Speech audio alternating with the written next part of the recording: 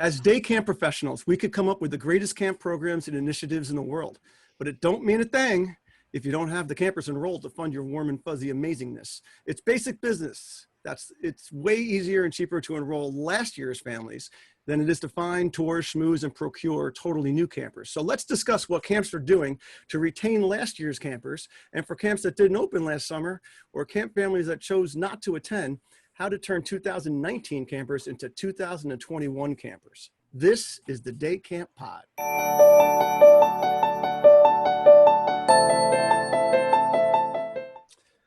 Welcome back, my friends, to the Day Camp Podcast. I'm Andy Pritikin, the director of Liberty Lake in the Philly suburbs of New Jersey. I'm Sam Thompson from Crystal Lake Park District, Crystal Lake, Illinois. I am Tiffany McDuffie from Purposeful Play in Milwaukee, Wisconsin.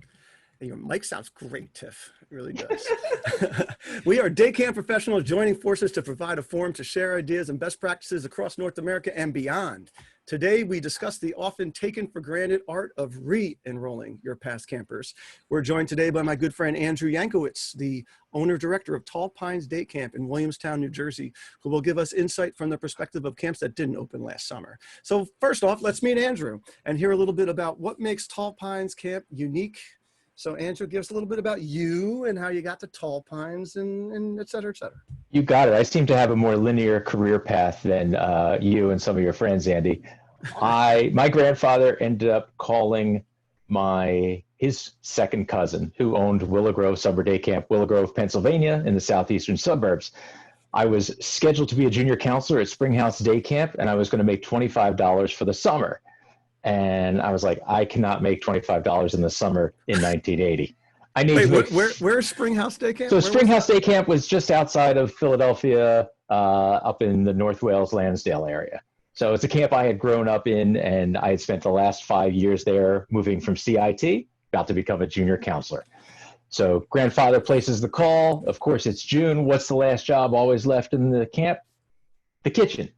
Nobody ever wants to work in the kitchen. So that's the first job that I got, working at Willow Grove.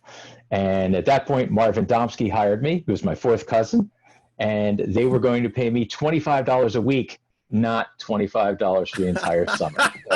So I was rolling in the dough. I was going to make $200 for the summer. So apparently I loved it so much. I worked extremely hard, and within 2 days, they doubled my salary, and now I was at $400 for the summer. I think I was actually close to minimum wage at 14. Which was pretty nice. Willow Grove was the kind of camp, had 500 to 700 campers every year. It was the premier camp in southeastern PA, about 200 staff. So I was accustomed at age 14 to feeding about 1,000 people a day, every single year. That same year, in 1980, they started their corporate picnic business. Companies would come in with anywhere from 200 to 1,500 people for the day. So I got started there, and they used to bring in all the lay staff, not the kitchen staff, to work in the corporate picnics. And they were all asking the 14-year-old, where is everything? How do I do this in the kitchen? So all of a sudden, I'm 14 years old, and I'm starting to really feel myself. Camp feels great to me. And I stayed in that kitchen job for 11 straight years, through high school, through college, through grad school. And while I was in grad school, I was working there about 6 months a year. And I ended up working for my mentor. You guys had Ben Applebaum, I had Marv Domsky, and he started telling me, hey, you're going to be the boss. You need to work every single day. So I was accustomed to working about 28 days in a row, 1 day off. We were violating child labor laws left and right. But I was dying to do it. That was the best part. Camp made me feel great. And he always said to me, if you want to be the boss, this is going to be a 24/7 job for you, if you ever get lucky enough to do this. And back then in the 80s, the only people who got to inherit camps were camp directors' children. There was no career in camping. So that wasn't even a thing until they kind of came to me as I was finishing up my architectural degree, deciding whether to go to grad school. And they said, we're going to open up a camp in South Jersey. This is 1988, and we'd like you to be a part of it. So I thought I was going to graduate college and get a camp job. That didn't happen. Then I finished grad school 2 years later, 1991. That's actually 3 years, but don't add in the fifth year of college. I still didn't get a camp job because Tall Pines, the camp they were thinking of opening in South Jersey, took 7 years to get the final permit to open in the Pinelands. So I didn't think this was going to be a thing. Marvin had been sending me to Tri-State for years. So my first one, I think we were up in North Jersey, tiny little hotel in Teaneck. And I actually think I'm the only person who ever brought my mom to Tri-State because I was 19 and I was going to a conference, my first conference. So my mom came along. And I think the first person we went to was Arthur Kessler and the Wasserman family. They were talking about passing camp on from one generation to the next.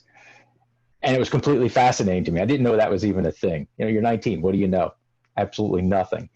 So while I was at Willow Grove, they were talking Tall Pines, and we didn't think that was going to happen. So finished grad school, got my master's in administration with a concentration in city planning, and did 4 years at the Chester County Planning Commission before this even became something. So I worked in the public sector, and then lo and behold, I got the phone call that Tall Pines got its final permit 95, and we were going to start construction in March of 95. Threw out all my ties and traded in for the old, formal collared shirt, and Tall Pines started. And that's how we got to the point where Tall Pines. So it was kind of a linear path, no interview necessary. I had an 11-year job interview. Question from you? And what was Tall Pines prior? So Tall Pines, so it was a facility. It was an RV campground and chicken farm. So it had lots of buildings, 50,000 square feet of indoor space, 66 acres, all flat, which in camping world in southeastern PA was a miracle because everything is on a hill. And we started construction in 95. It was not a camp previously. So this was a scratch camp, year one, opened in 1996. All they had was $600,000, and they started building things. And the funny part was, I think ignorance is bliss. If we're talking about, re-enrollment and dollars and cents, which is on most of our minds. The two principals, my two partners, who are now in their 90s, they mortgaged both their homes. They each had two. They mortgaged both. They mortgaged both camps. And they turned it over to me as a 28-year-old and said, have at it. Wow. So here you are with their entire lifeline on the line. Everything they own is on the line. And they turned it over to a 28-year-old and said, go ahead. The kid who ran the kitchen, the juice boy. That was I was in charge of the bug juice, at least the first year. So we opened up the camp, 28 years old. I lose 10 pounds because I have no time to eat. New baby, 2 new careers, just moved to South Jersey. And we finally ran out of money. We were shopping banks, finally got a huge $1.5 million loan. And in the first year, we end up with over 600 campers and over 225 staff. So the first year. So we go back to Tri-State. We're all full of ourselves. And everybody's like, it's a miracle. You've got 600 kids in an area. And the weird part is southeastern PA, everybody had a camp. I guess it's kind of like Long Island. Everybody was in, you lived 15 minutes away, tops. Your maximum ride was 30 minutes. We are 20 miles southeast of Philadelphia. We are 40 miles from the Jersey Shore, from Atlantic City to Ocean City. We pick up 20 miles north of us, 20 miles south of us, 40 miles to the shore. It's a regional day camp. Almost nobody lives nearby, kind of like yours. But you do, like mine, you have a highway that pretty much goes near your camp that can really shuttle people quickly back and forth. So shortens that ride. And this was supposed to be our 25th anniversary. And we have grown from 600 plus campers to 1,000 plus campers, each of them averaging about 6 out of the 8 weeks that we offer in the summer. I've got over 400 staff. We're riding 70 15 passenger vans, at least for the time being. At least we did in 2019. We did not open this year. And most of our camp clientele, upper middle income, professional white collar families. They come from all over the place. I'd say at least 10 to 15% of them own shore homes. So we do a lot of transporting to and from someone's principal residence as well as their shore home. I don't know. We created the shore shuttle, which basically it's for the shoobies who are going down on Friday afternoons, coming back Monday mornings, that want to extend their stay at the shore, but don't want to wait for their kids to come home and head Right. west first before heading to the shore. Right. So No, we tend to credit Pierce with their Hampton shuttle for the Thank you. first ones that did that. Thank you. But also shout out to Andrew and Tall Pines for seeing the growth opportunity in Philadelphia when all of the other camps had sort of pulled out of Philly, and the recession hit. It's sort of, it makes me think about what's going on now today. Like when bad things happen in the economy and in the world, like you got to look for the opportunities. And Andrew went into a city and all of a sudden nobody was servicing the city. and he really blew it up. And it was great. Thankfully we had one camp parent that said, I think I can help your marketing efforts in Center City, Philadelphia. And at that point we were at 3 vans, probably about 45, 50 kids. It was shrinking. The recession hit. People were moving out of the city. Mm-hmm. And all of a sudden the tax abatement came. This mom came, Melinda Engel, and literally she took us from 3 vans to 30 vans in a space of 10 years. Yeah. So and if anybody out there wants to penetrate a city that's near you, Andrew at tallpinesdaycamp.com. I'm telling you. And now, we started way back when with about 75% traditional camp families, and we've curated the 25%. Now we've kind of flipped to 60-40 model.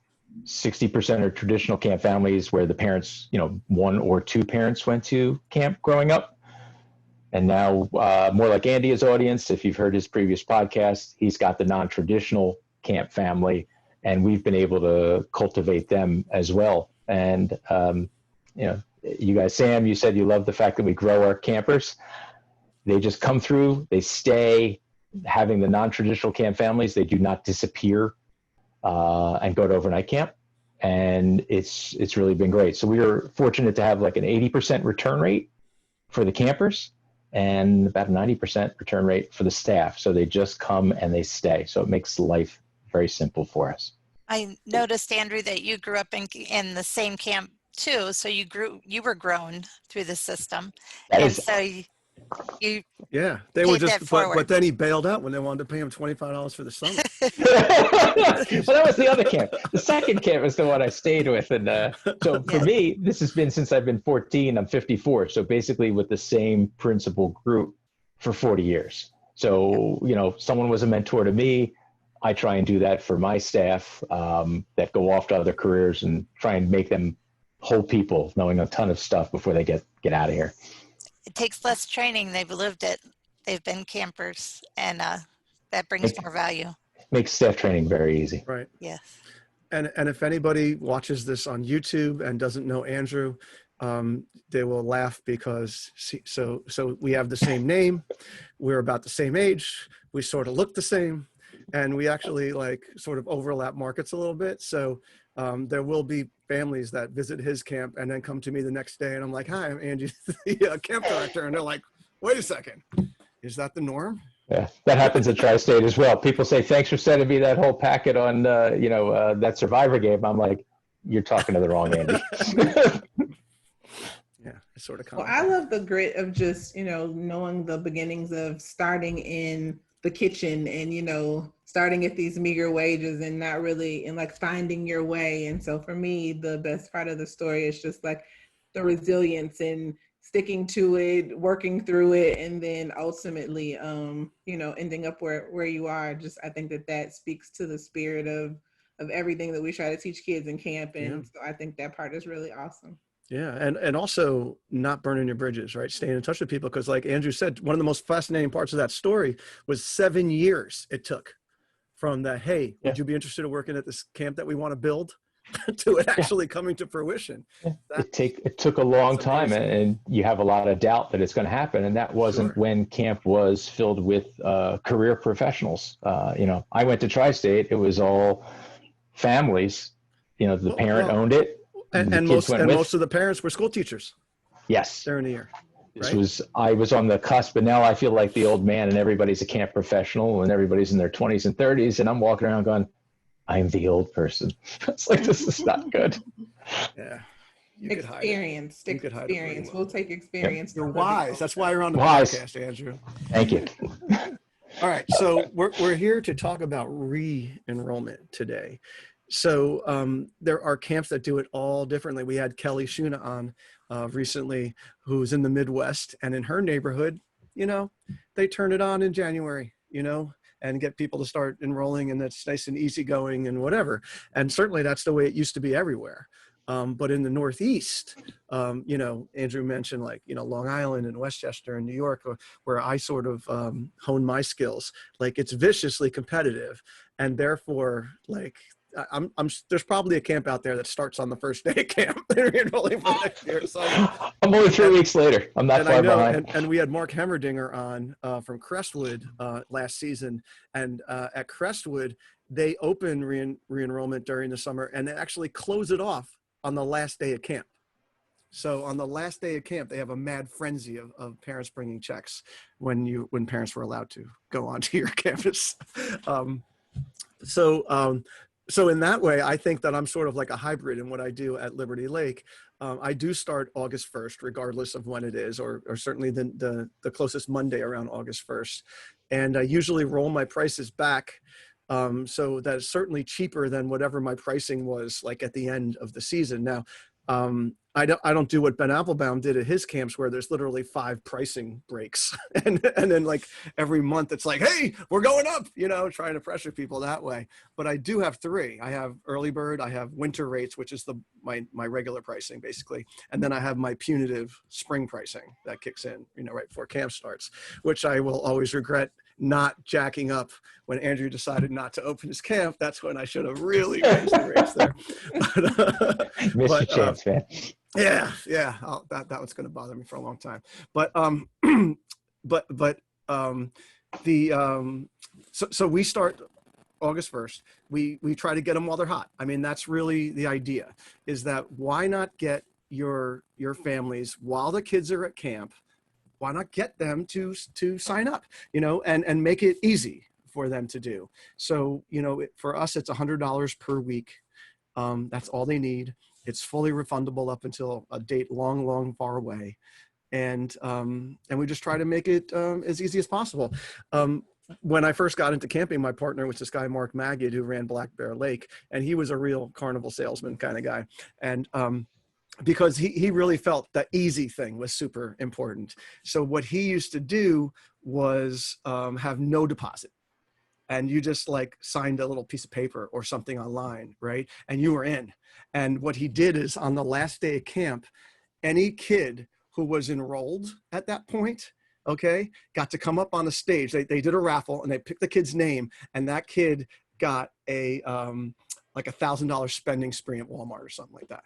Right. And what ended up happening is he created a frenzy, because all the kids in the camp were telling their parents that they had to sign up for free, by the way, right? No deposit, in order for this kid to get a 1 in 800 person chance or whatever to pull out this thing and get the spending free. I think they actually had 3 of them. They pulled 3 kits and had it, but you couldn't get electronics. It was no video games, whatever. But oh yeah, that's actually what it wasn't $1,000 spending free. It was fill up a shopping cart. Whatever you had like 10 minutes or something like that. Yeah, it's crazy. So anyway, that wasn't enough for him either. All right. So after a while, he got bored with that. He was a real huckster, Mark. And what he tried doing a couple of years later was, he did what like happens, like, let's say you were a member of a club, like a country club or whatever, right? Your membership they just bill you for next year. Like, you're in still. Like, you're not a member. You just have to pay for the next year. So he rolled everybody over to next year and said, oh, you're all enrolled for 2021. Congratulations. Here's a bill, kind of thing. And tried that, which I don't know how that went. I assume it didn't go as well as he had thought.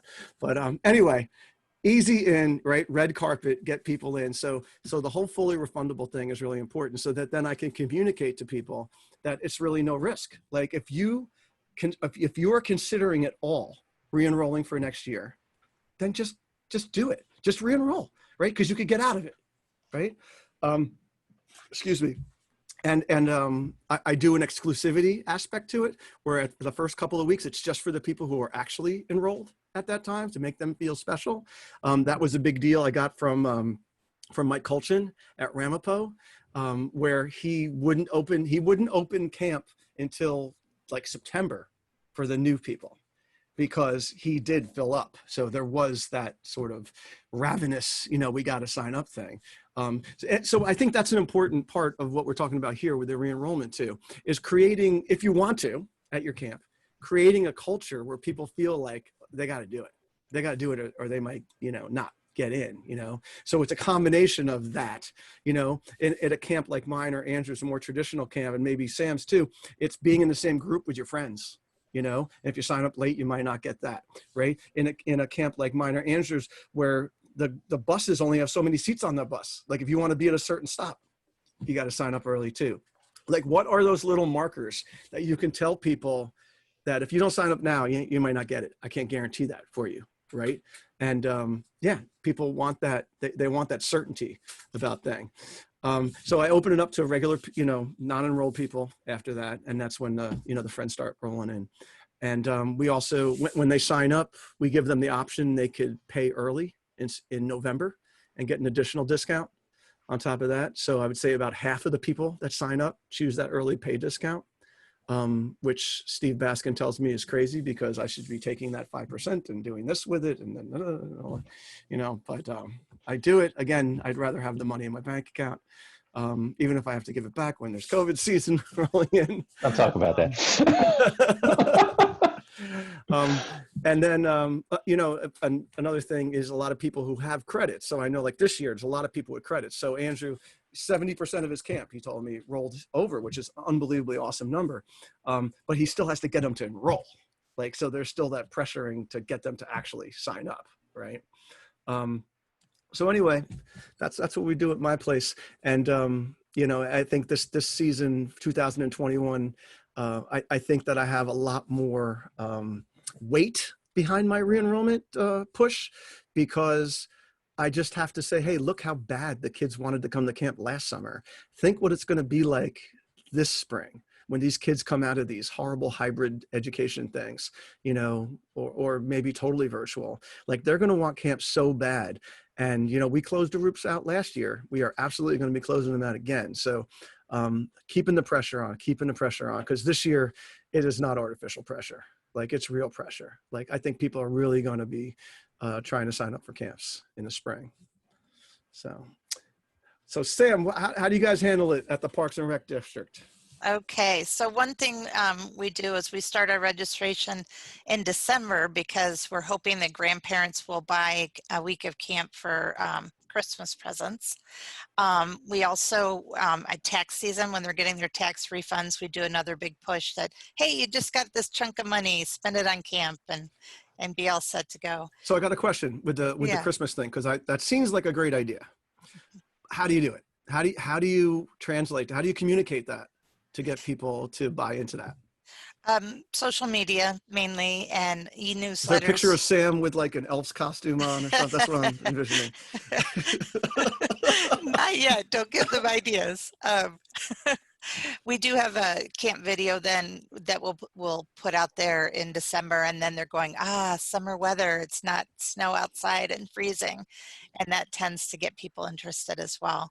But they can either buy a whole week or buy a gift card towards a week to give their grandchild or their child or whatever for camp. For us in the past, we have a deal for, you can sign up for the whole 10 weeks, pay the whole thing up front and get a week free. So you'll get 10 weeks for the price of 9. And then that covers everybody's 1 week vacation in the summer. So they feel like they didn't get ripped off for their 1 week that they had to take off during that time. And that way they're in the same group with the same friends and the same counselor all summer long, and they know they're set. We're still going to do that this year. We used to do punch passes, which were 10 days anytime all summer long. And I built 2 or 3 punch passes into each group. So those punch pass people were always with the same group. But teen camp, they all came for the field trip. It really hurt us this year for teen campers, not being able to give them punch passes because the groups had to stay static. Couldn't have the coming and going this year. I think next year, I usually had about 150 punch passes every summer. So next summer, depending on the regulations, I may not do punch passes again. Well, if all things were equal kind of thing, if things were like relatively, you know, forget about COVID or whatever, would you, if you had a choice, if you could enroll camp without punch passes, would you do it without punch passes? It's certainly easier for us administratively, and the counselors have gotten used to it either way now at this point. At first it was scary for them, but after they got used to the fact that they were in their group no matter what, and it actually gave them a lower ratio on the days they didn't come. So they would have 10 kids in their group, but if 3 of them were punch pass, they'd have a couple days a week where they only had 7 kids. And so that was a little. It's certainly very user friendly. I mean, as a client, I would be very psyched about that option. They were very excited. Right now, it's hard for them to wrap their heads around not being able to do 1, 2, or 3 days of camp. That they have to do the whole 5 at this point. But it's 1 week sessions. So that's still a pretty small increment. The other thing we stopped doing that I may just raise the price and have them pay the regular camper price is our junior leader program. They used to get a big discount because they were a junior leader or a CIT. The 8th through 12th graders are CITs. The 6th through 6th and 7th graders are junior leaders. But then you're losing money on what we're actually spending as much, if not more time with them. So why having them cheaper? Absolutely. Yeah. So I may just raise the price for that so that I can include them in our. And this is another, mine are the same price now too. And one of my ways of thinking about that also is think about the options that those older kids look at. They're more expensive options. Right. You know? Right. And they can still get their National Honor Society volunteer hours out of it and be ready for a job later on as they go through all the ranks. So interesting. That's us in a nutshell. So out of the 4 of us here, does anybody actually use like where people are signing up, they have to actually put pen to paper at this point still? No. It's all online, right? Yeah. There are still a lot of camps out there that do that. And to me, again, it's like, if you're trying ease of entry, like, come on, just get on that computer and do it. I mean, on the computer, I mean, get on the phone and do it. You know, it's like, I know Camp Minder's doing an online thing, you know, they're going to make an app on the phone, make it a lot easier. But that's interesting. I used to be able to just add more counselors and more kids up until a week before. So I could keep going and going indefinitely because I had the resources of people who wanted to work and whatnot. But now depending on how the state's going to regulate numbers, now the urgency will start because now there is a top, now there is a max, and I will close out instead of being able to keep raising the ceiling. Yeah, no, you got to push that. That has to be at the top of every one of your communications with that. Yep. So if I wanted to sign my kids up for your camp right now and called you, you'd say I have to wait until December? The codes aren't even created yet, and the budgets aren't done. I'm not going to raise the price this year, so the budgeting won't take me long. But I need to create the codes for the computer before. Well, that's interesting. You're not going to raise the price, even though aren't your expenses going up? Last year, with having the ratios doubled, they were almost the same. I mean, it was in different categories than normal. You know, less supplies, but a lot more staff per person. Because we had 2 to 8, so basically a 1 to 4 ratio last year. So, and the people who didn't go last summer, I want them to feel like we're just starting over. We're not amping it up on you. Right. No, most people are holding the people that couldn't come. They're getting the same price. Certainly, if they rolled money over, that's good. All right. So Andrew, I know that we do share something in common, which is our insurance company, which happens to be one of our big sponsors. And you know, you as a director shouldn't be the only one concerned about your camp safety, right? And that's where AM Skyer jumps in, right? Because they've invested in making these camp staff safety experts. right? They provide continuing education programs to certify the camp safety directors through a local college partnership. So they even get college credits. And you remarked that Jamie in your office is one of Jamie those? Sekula is my Gina Zersky camp safety graduate, and she went through the program a year or two ago. And it's great to have someone like that on your staff, because all the things that you're typically responsible for, all the ACA accreditation, we were supposed to be visited this year. She dove into that. It's always good to have someone else looking over everybody else's shoulder, not just you. Yeah. So she got that. And us as leaders, right, and mentors and such, it's always great to be able to provide these little runways for people to be able to take on extra responsibility and learn about things like risk management. You know, I mean, when I was Jamie's age, if you said risk management to me, I was just like, what are you talking about? Yeah. You know, but you know, so I think it's great. So AM Skyer, leading insurance and strategic partner for many of the finest camps in America for 101 years. Just think, the COVID summer was our 100th, Andrew. AM Skyer has been supporting camps in PR, legal, health, facility management, general safety, and more. Experience the AM Skyer difference at amskyer.com. Segue to Tiff McDuffie. What's up? How you doing? I'm doing well. So what about you? If I called right now, Playful Purpose or whatever your camp thing is called, is it called something different? Playful Purpose or whatever my camp name Well, I forgot what the camp is called. I know what your right. business is called, but you Get it got right, Andy. Get it right. Which one? So it's Purposeful play. Purposeful Play. There you I will go. not mess that up. Make All right. So it here's my out. question, Tim. So if I called right now, Purposeful Play, and I said, "Hey there, Mrs. Purposeful Play, can I sign up right now and reserve for next summer?" What would you say?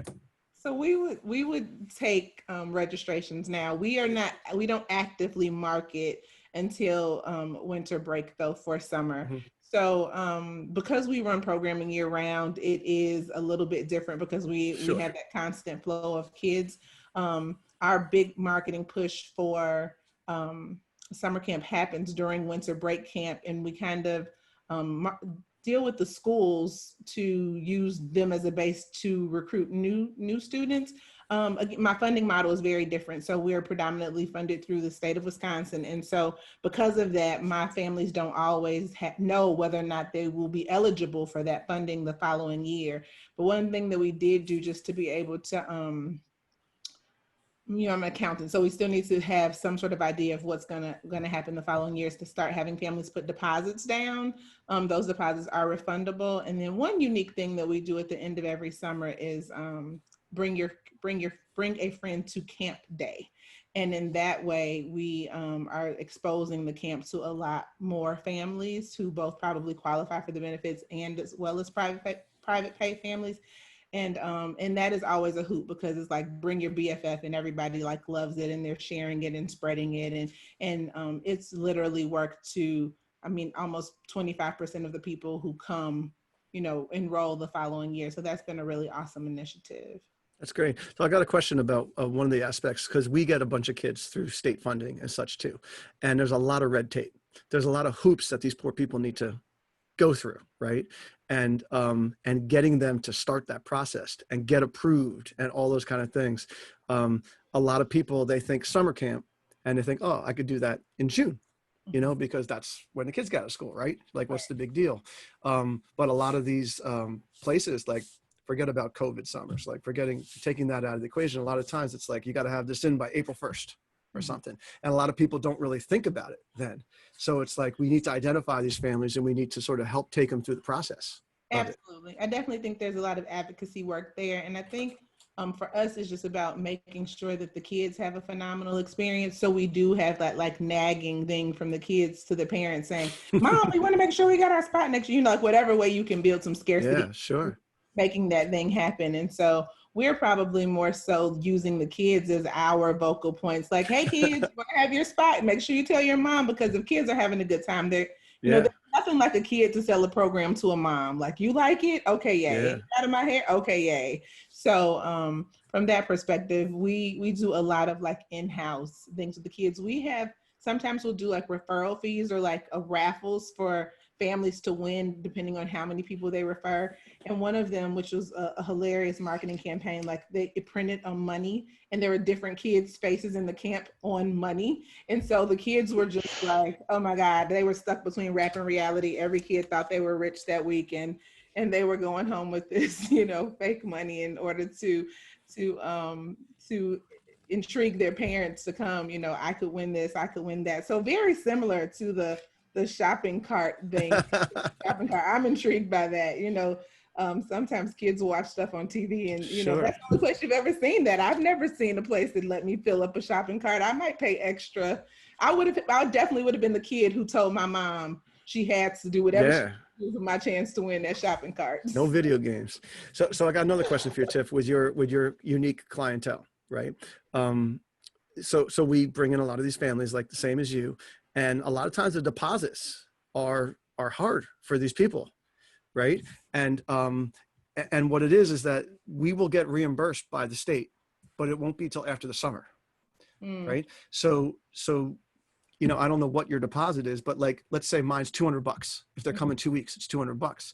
And a lot of times these people are like, we just don't have $200, and it's like, that sometimes turns into another obstacle, where we just have to let it slide. Well, we know we're going to get paid by the state, they're approved by the state and all that kind of thing. And it's just, because again, I'm sort of balancing your kids with the kids that go to Andrew Yankowitz's camp, and it just makes it interesting.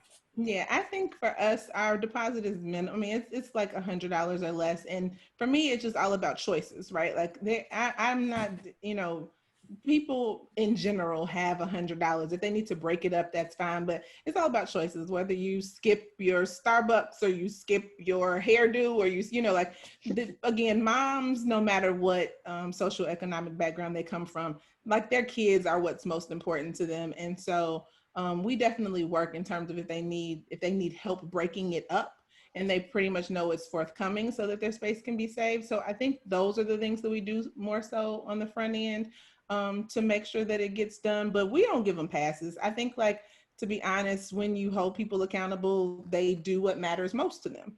And so we do that, and we provide a few options, and they get it done. These moms are, and also, even if it's a nominal fee, like the fact that it's something means a lot. Absolutely. Right? Like when things, right.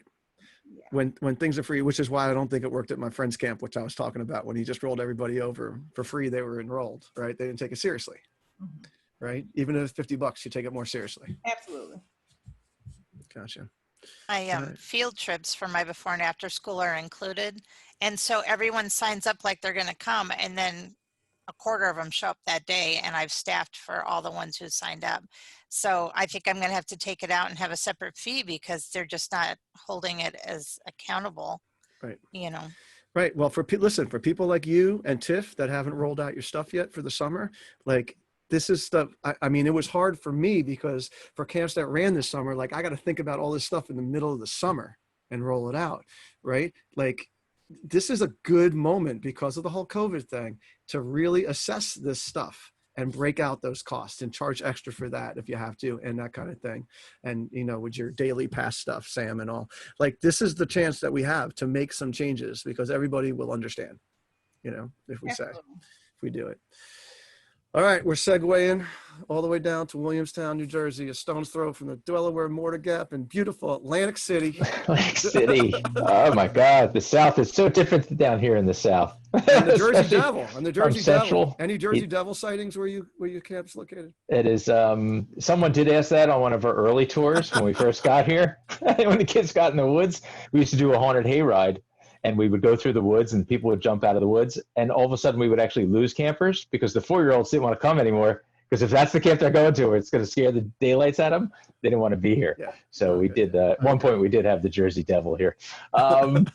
When we first got here in 1996 and we were starting enrollment in 95, we realized this whole market was completely different than we were accustomed to. We were accustomed to more of the Long Island model where it was early enrollment, get them in, do it all during camp. And we found, just like Andy did, it's like, yeah, we're going to have an open house maybe in April. There's going to be, we'll start enrollment in March and April. And we're like, how do you staff? How do you get ready for anything if you're not starting until 2 months before camp starts? So when we got here, we were pushing that early enrollment deadline.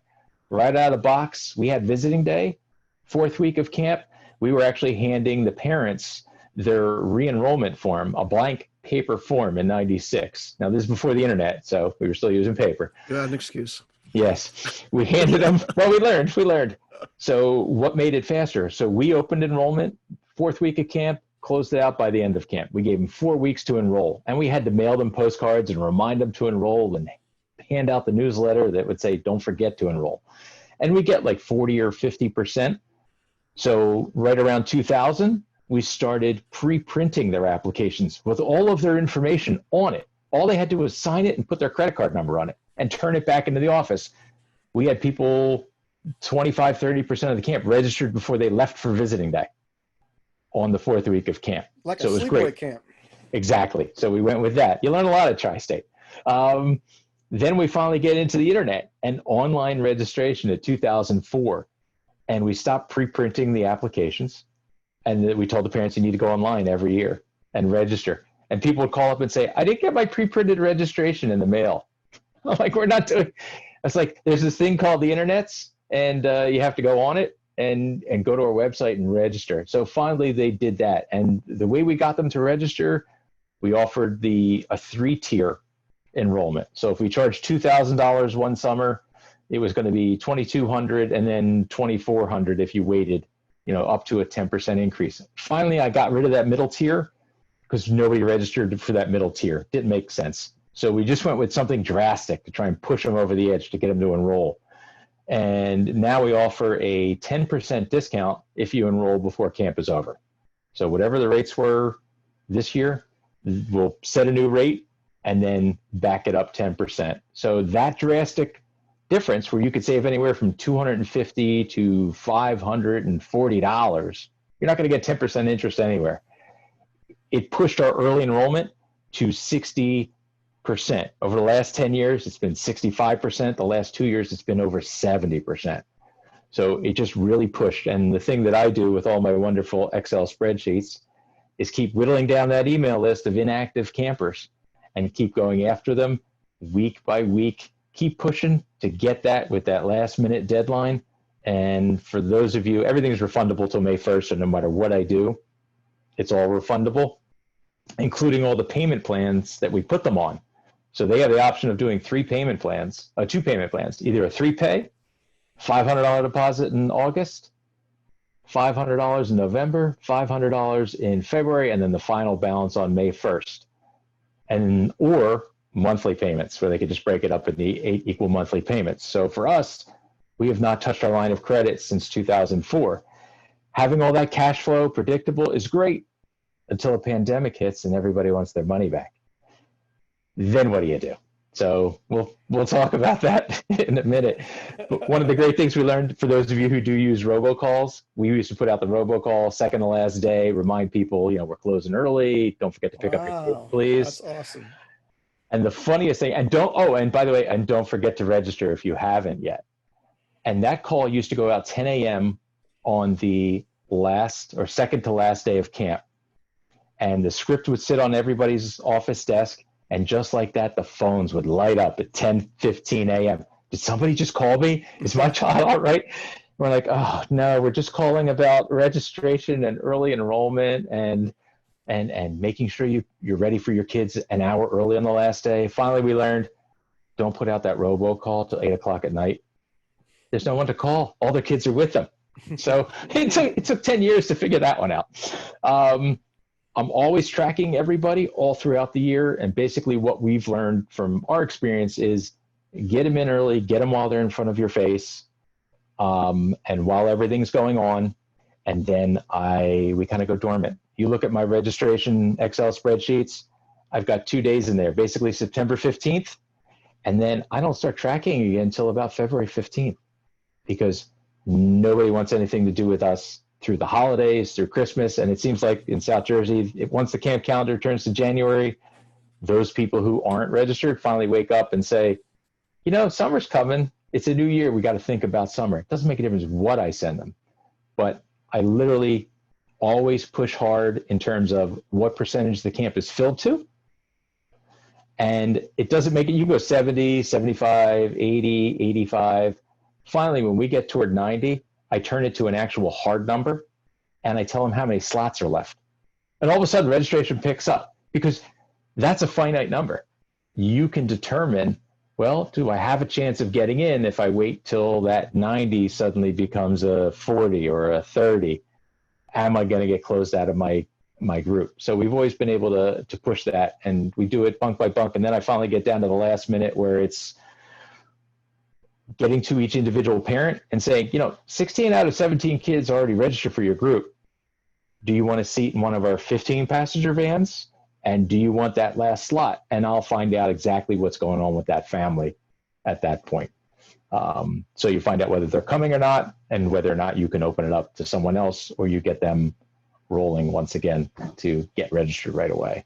Like a registration assassin. Andrew. That's kind of what Mike Clutchin taught us that. He's like, if you're not drilling down into the numbers of each one of your bunks, like we track every single group. We use the traffic lights. You see the bunk lists, when they roll, they go green. When they tell you they're going to enroll, they're yellow. So I know to keep following up.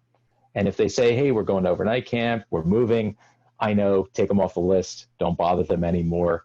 And the counselors kind of like it because they know who they're getting back each year. You know what the trends are.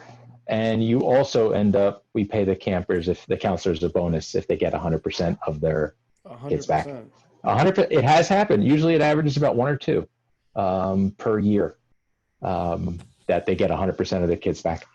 Wow, that could be your tip of the week, dude. That's a good one. That's a bonus, a re-enrollment bonus for the counselors. Yes, and they get a nice shirt, nice keychain, $100 cash, and that's the typical re-enrollment that happens in a normal year. But so in a normal year, just before you go into a COVID year. Yes. So in a normal year, so in summer 2019, you still did that thing where you got the 10% off if you signed up before the last day. Correct. By the last day. Correct. Wow. Yeah, that's a significant savings. It is, and I think that's why most people took advantage of it, going up, a little bit each time. And we've only been going up for the last 10 years about 2% a year in tuition costs.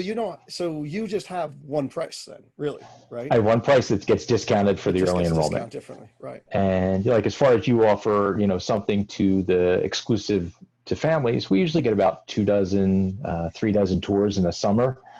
We flat out tell those families, register now, you'll get the new family discount and you'll get the early rate if you register. And most of them sit down and do it because the deposit's refundable. It's like, why not? I'll save, I'm coming all 8 weeks. I'm going to save $500 by taking 5 minutes to do that. Back in the day where we used to be allowed to do summer tours. Summer tours, yeah. That all went. Maybe one day again. Maybe one day. Someday.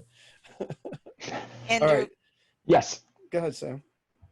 I love that you have the countdown already on your website that counts even the seconds till camp starts.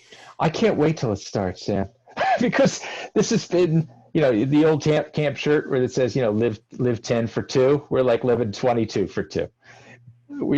It's going to take us a while to get there, and it's kind of painful. For those of us who didn't open, it's been a very painful summer. So Andrew, let's speak for those people, for the majority of the camps in America, right? That's 70% of the camps in America, they're saying didn't open. So talk about how you're getting those 2019 people to re-enroll for 2021. You got it. So one of the things that we did in making our decision was, I was starting to get all those emails in April that started to say, you know what, we're not going to come this summer. And I started thinking, oh my God, all right, this is just going to snowball.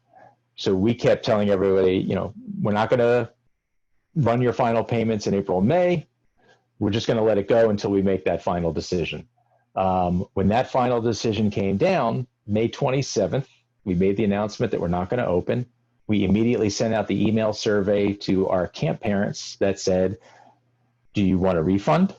Which will be paid to you starting July 1st and as cash flow permits. Obviously, that's what I think a lot of camps did, and it didn't make parents very happy. So it was like, I want to get my money and I want to get it now, and they're entitled to it, pandemic or not. But then we offered a rollover bonus. You will get the current rate, the early rate. So the parents that had signed up in March of 2019 or March of 2020 that were going to pay the 10% higher rate, they could now go down to the lower, earlier rates. And then here's the kicker is we added Jay Jacobs had been on a webinar and said, hey, offer a 20% bonus credit. Whatever money they leave with you, give them 20% more. And it was so extreme that it made sense. And, my partners were like, how about like 10? How about like, 5? I'm like, you know what? That's not going to push people over the edge. So we went for the 20%. I think we could do that. Thankfully, after 24 years, we had paid off all of our debt. So I figured if I have to go into some form of debt to keep the whole thing rolling, pay off that 20% credit, it was a small price to pay to not have to refund families. So we ended up rolling over 66% of our families. For them, they're already enrolled. So for us, it's just, here's the new terms of enrollment agreement, yay or nay, and you're in, your information is in. Those parents didn't have to do a thing. And I just sent out our new enrollment for starting September 15th with an October 31st deadline instead of, end of August. And I had no idea when I was going to open up enrollment.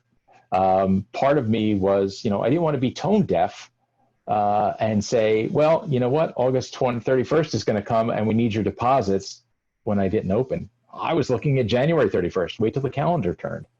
The guys at Briarwood Day Camp turned to me and said, hey, you're running a business. You need some cash flow. Parents want to know that you're there.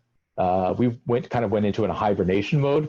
So they opened their early enrollment kind of in September, and they said, you should do the same. And so we went with September, and we're already starting to re-enroll kids for next year, which feels like the summer starting again, and getting back to normal. So don't be afraid to start your registration process. I think parents are back to school is over, whether they got shafted on, in-person schooling or took the safe method, whatever it is, that hurdle is over. I was afraid to get right in the middle of that hurdle and say, hey, can we have camp deposits? I know you're all worried about your babysitter, your nanny, your pod, your whatever you've got going on, but it's like, let's do this. Yeah. So, I mean, I'm telling my friends who didn't open like you, the same sort of advice, which is it's more important that all those camp families of yours are assured that you're opening next summer. Like as soon as they know that, the better. Right? If you're going to have them, and this is different that for Sam and Tiff who are running full season programs all year, it's different because they're obviously running, right? But for camps whose primary business is just their camp, like this is what the families want to hear. They want to hear that you're opening, and your deposit isn't, it isn't half the amount of tuition or anything like that. So, it's just more important for them to have that, to be able to go to sleep at night and saying, okay, my kids are going back to camp next summer. Yep. They want to know that you're up, you're rolling, your business survived whatever it survived in whatever form, and that you're moving forward. And so far, I've only had one question of like, can you tell me what camp will look like from 2019 of what you sold me to 2021? I was like, we need to have a phone conversation because that is just way too big of I've got a couple of sentences for you in an email. Well, with that in mind, though, I'm just curious, did you change anything like significant in the enrollment, in your September 15th enrollment compared to like last year's enrollment for when people sign up? In terms of financial or language in the contract? Little languages here and there is no big deal, but anything like that you would literally have to point out to your families so that they know. Nothing of great significance. We kind of kept the refund policy in place, which was kind of open-ended. Tweaking just a couple of words. It's funny. We always said, the deposits are refundable by May 1st. Well, somebody calls you and says, well, it's May 1st. I asked for my refund. I'm ready for it.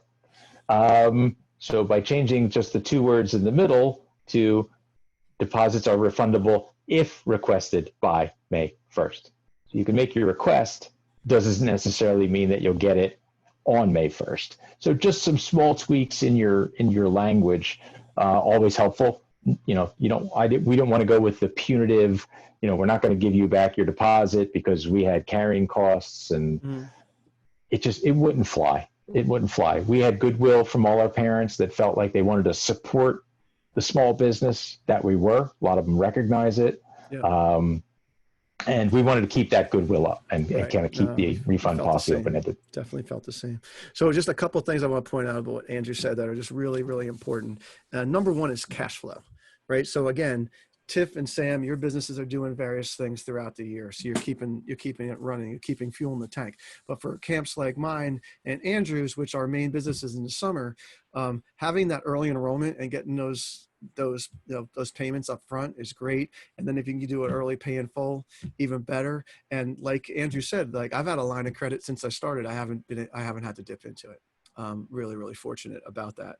And then the other thing, Andrew mentioned, like, what is that number that you can find to push people over the fence, right? Like to me, everybody's sitting on a fence, and what is it that pushes them over, right? And Andrew was talking about like the 10% thing or the 5%, whatever. I remember when going back to my friend Mark at BlackBerry, was thinking like, what do I have to do to get people to meet at a central stop? What is that number? Like $500, $400, $300, like, but it's got to be something like you said, Andrew, where it's like, there's no doubt I got to do it. Like, how could I not do it? Right? That's the response you want. Right. That's what we're shooting for. Right. And I think that this summer we have that, like you got to find what your leverage is, right? If you have people that rolled over from last year that are already taking spots, that's leverage, right? If, like Sam said, the state's going to restrict how many people that they can take, that's leverage. Right. There's all these little things along the way. I mean, another thing in New Jersey is I'm telling my camp families that, because minimum wage keeps going up, our prices are going to go up. So you better sign up at this rate because the prices are going to go up because all our expenses are going up, right? 80 cents per, just this year, Andrew, going up 80 cents, right? That could be $200 for a season for an 8-week counselor, that 80 cents right there, and then on top of that, all the extra stuff that we have to get with hand sanitizer and all the other COVID, junk, less kids on a bus potentially and all that kind of thing. It's that while that is burdensome and awful for us, that is leverage for us that if we manipulate it in our communications with our families, right? All right. So we're moving on to our tip of the week. But before we do that, we're talking about another Andrew Yankowitz Tall Pines thing. It's the prime carts from CRS, Commercial Recreation Specialists, the pedal carts. Andrew, do you like them? Do the kids I have like had them? The kids love them. The group picnics that come out on the weekends, they love them. We ended up making 2 pedal cart tracks. They're 300 yards long each, and kids love riding. We bought different variations of them. I've actually bought some from some camps that stopped using them. So we've been able to find them on the secondhand market. Shh, don't tell anybody that. But every year we go to Tri-State, we look for what's new and in the prime pedal cart range. And I know CRS has been sending them us, and they even supply us all our parts as well, which has been really nice. That's great. And in their little advertisement that they gave me here, they want you all to know that they're really easy for wiping down between uses. Whoa. That is something you can spray with an electrostatic sprayer. All right, so CRS, Commercial Recreation Specialists, the fine purveyors of the best recreation solutions to keep camp going strong. Check out their website at crs4rec.com. All right, Sam, you're the only person I see that has a day camp tip of the week in our little thingamahoozy here, so you get to go first. Well, I get to think of one. So at the podcast last time, I was talking about how my directors had some unique ways of doing their cleaning. They had bought tool belts like you get for a construction worker, and they took their bleach bottles and put them through the hammer holder, and they put their hand sanitizer in another compartment and their gloves in another compartment, and basically wore this tool belt around. So they were ready in a second to clean down any of the common surfaces that we had to clean. And I think they may still do that this year. They may make it more of a variation of some first aid equipment or whatever in their tool belt. But they really liked having things right on hand. And they adapted what they could get at the Home Depot. Awesome. Yep. That kind of creative thinking. That's what COVID does for us. All right, Miss McDuffie, you're up. I think my tip is just more of what I said about, how we recruit just bring a friend to camp day. I think it has been a phenomenal revenue builder for us. I think the kids are excited to show off. I know it may not be as easy for some of these camps that are far out and require transportation, but for local day camps, like bring your BFF to camp is everything, and can be used as like part of a final spirit week to really like boost new faces to camp. It's always great to retain, but again, no one can tell the story like the kids, and if they're bragging on it and they get to bring their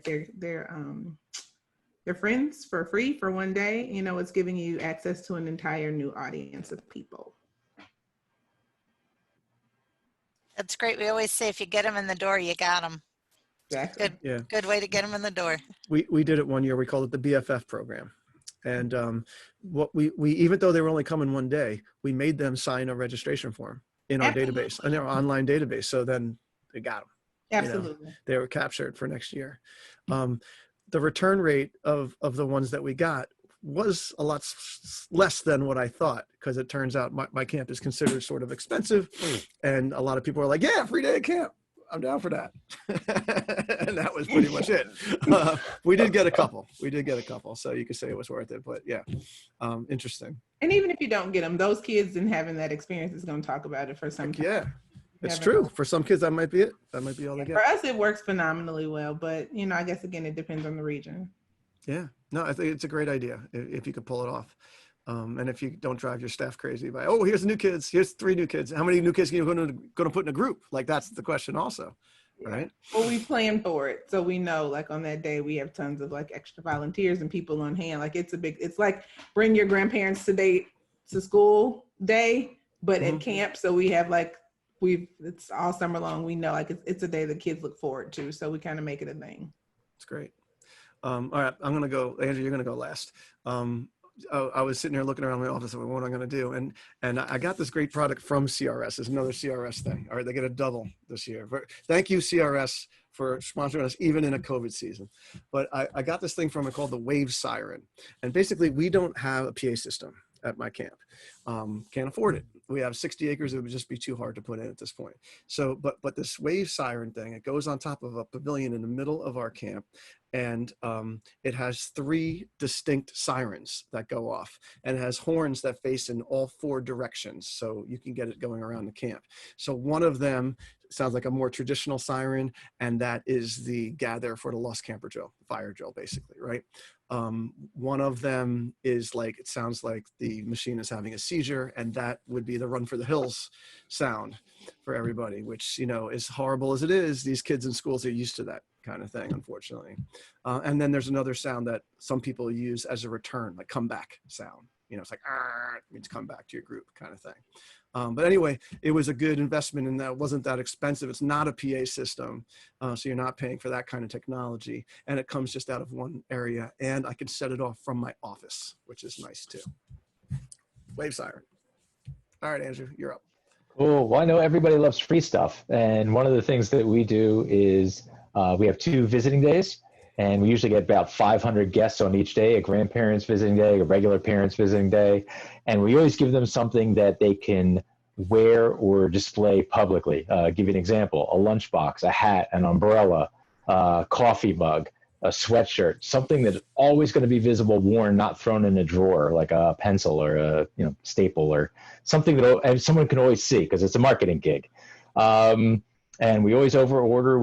Staff can't wait to see what the giveaway is. And unfortunately, we did not open this year. And this is for those visually are looking at the 25th anniversary shirt, which, as Andy said, is now a collector's item because it's date stamped 1996 to 2020.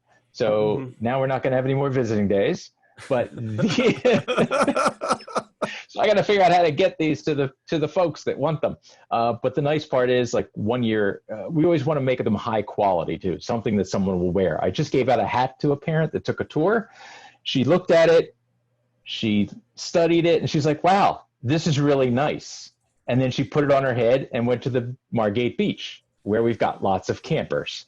So after the visiting day that we had, all the grandparents that weekend were wearing our hats on the boardwalk when there are thousands of people walking up and down. I couldn't have paid for an airplane to fly over the beach with my banner rather than having these nice green hats with all the grandparents putting them on. So it's a marketing gig. It's it's basically about putting people in the seats and re-enrolling them. So that's one of the things we always do for our open house. Yeah, that's great. And, even to this day, you can get cheap hoodies. They're out there, and everybody likes a cheap hoodie. We accidentally over-ordered. We gave away 300. We sold hoodies. We bought 1,000, sold 300. Last 2019, we gave away at each open house. Everybody who walked through the door, the entire family got a hoodie. People were walking away with like hundreds of dollars, and like, can I have one for a friend? I'm like, yeah, they've been here for 3 years. Let's get them out the door. And the nice part is, come Monday in the middle of the winter, everybody's wearing a hoodie. So it was a good marketing gig by accident. Yeah. No, I mean, I know camps, the camp that I honed my skills at, Harbor Hills. We used to design a different t-shirt every single year and make it pretty darn cool, so that the kids would wear it during school year, plain and simple. So yeah, free advertising in a way. All right, Andrew Yankowitz, thanks a lot for sharing your wisdom. Thank you for having me. You're not that old and you don't mumble. Okay, I just want to be on the record for that. All right. There's still time. No. Okay, I want to thank the Go Camp Pro team and our dedicated sponsors, AM Skyrim and Commercial Recreation Specialists, for allowing us to bring this podcast to you. If you don't want to miss an episode of Day Camp Pop, subscribe. And check out the show notes for this and other episodes at daycamppodcast.com, as well as contact information for our show, our guests, and our amazing co-hosts, Sam and Tiff. Thank you again for listening and making yourself a better day camp professional. We'll be back next week with another mini pod, and in 2 weeks with another full episode of the Day Camp Podcast.